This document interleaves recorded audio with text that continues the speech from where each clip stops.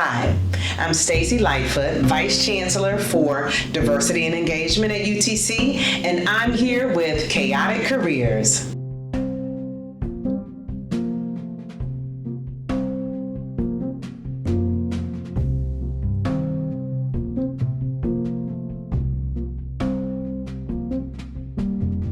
So I majored in theater and communication when I went to college. I am from Chattanooga and went off to college in Indiana at a small private liberal arts university in Greencastle. And so had a phenomenal experience as a theater major, directing, building sets, acting, writing, and had the unique opportunity when I was at DePaul to study abroad, which opened my eyes to the world outside of Tennessee and Indiana. I'm going somewhere with this story. When I stepped foot off the plane in Rome, Italy, I realized the power of a global perspective and was really interested in life outside of this country. So when I graduated from DePaul with my communication and theater major, a friend and a former counselor called me up and said, "I'm on the board of this nonprofit organization.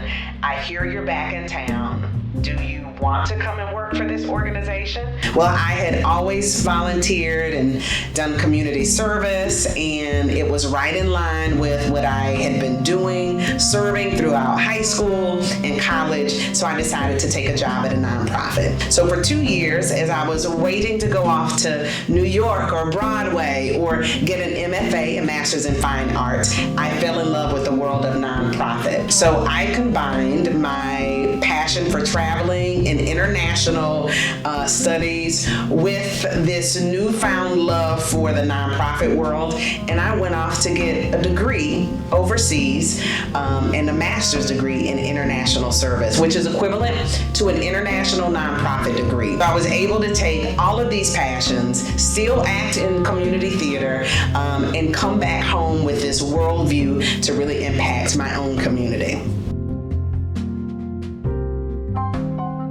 I love to travel. I love being around really good people with really good energy. I love meeting new people. I love hanging out with friends. I am a 7th grade artist, so I realized that I could draw in 7th grade. Since middle school, I've painted and I draw with charcoal, with pencils, with markers. I also like to sing, so I sang in my university gospel choir. I sang in my church choir when I was in high school, and when I graduated from college and with my master's, I joined a church choir again and became the director of that church choir. So that's a little known fact about me. I just love cultural experiences and really getting to know myself through the lens of the world.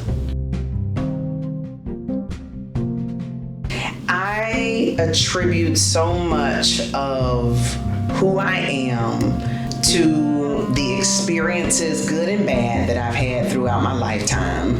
And I specifically mean studying abroad in college. I had never been on a plane and had never been overseas when I went off to Rome, Italy, which is where my first study abroad experience was back in 1998. And so being away from home and my family being extremely nervous and scared about me stepping outside of the Tennessee box and the Indiana box, I knew that challenging myself in a new country, not knowing the language, so I went somewhere not knowing how to speak. I think I knew pizza and ciao. Those were the only 2 Italian words, and arrivederci. So after living 4 months in Italy, I picked up the language, and by the end of the 4th month that I was there, I was thinking in Italian, dreaming in Italian, meeting Italian people, just being unafraid to open up and be vulnerable and make mistakes. To see the world outside of your hometown, outside of your home state,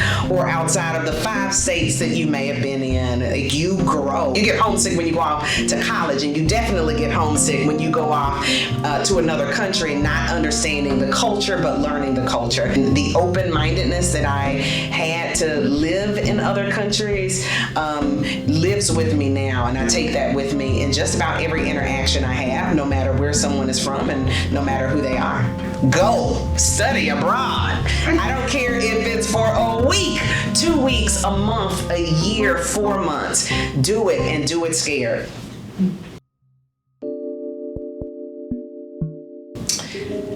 No person lives on an island. Even for those of us who may feel like we're alone and isolated, you cannot rise to a level of excellence without someone in your village. So when I think of community, I think of village. The people who you surround yourself with that can help you get to the next thing, or who knows the person that can help you get to the next thing. And the next thing may be over here, down there, or up there. And so what community means to me is this intentional positioning of oneself within a group of people, a group of ideas that helps them feel a sense of belonging, empowered, and valued, so they can be the best version of themselves. And I think that's what community does. I think that's what community is supposed to do, the right community.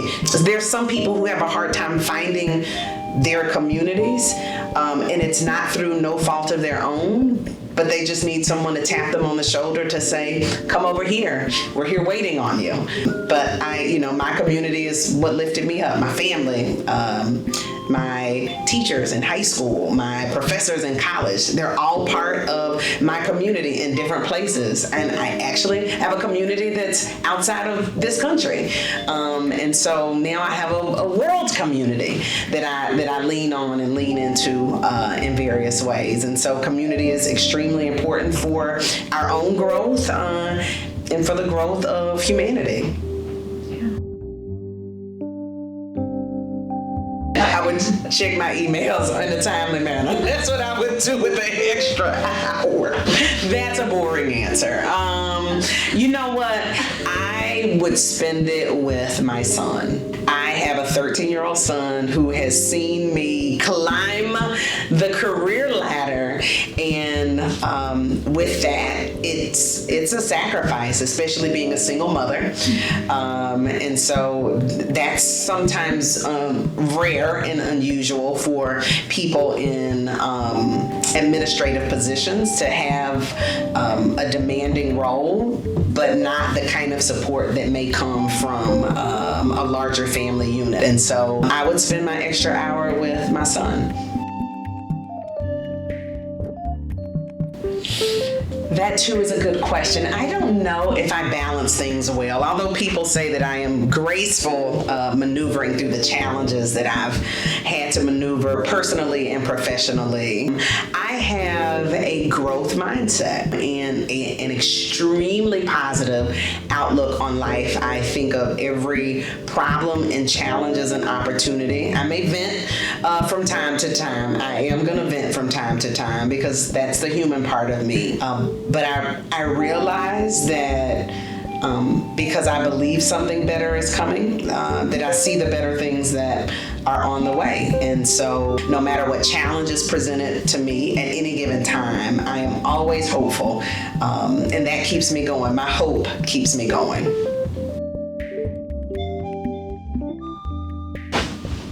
I listened to a message a few years ago, and as many times as I heard these words, there was something about that moment a few years ago that those words struck me in a different way. And they are, you are enough. Very often we feel like we don't belong, or that we are an imposter, or we don't deserve our place or space in a room or at a table. But the speaker just said, you are enough and you have everything that you need. And so I take those words with me, and they're part of the affirmations that I say every day. They're part of the affirmations that I share with my son every day to ensure that he knows that he is enough for the world, no matter the messages he may get from outside of our family or outside of our home. that he is enough and that he has everything that he needs, just like I am enough and that I have everything that I need. Hey guys, thank you so much for tuning into this month's episode of the Chaotic Career Series, where we got to talk with our special guest, Vice Chancellor Stacy Lightfoot. Miss Lightfoot was honestly such an interesting and funny woman to speak with, and hearing her experience about her time studying abroad, as well as the importance of community, really highlights a fundamental part of this series, which is that there are resources and people out there for you, just waiting to be found. Speaking of which, if you ever have any questions about your career journey, please feel free to come see us down at the Center for Career and Leadership Development. We are always willing to be there to lend a helping hand and support you wherever you are in your college career or your job path. Now, with all that out of the way, until next time, stay chaotic, Mox.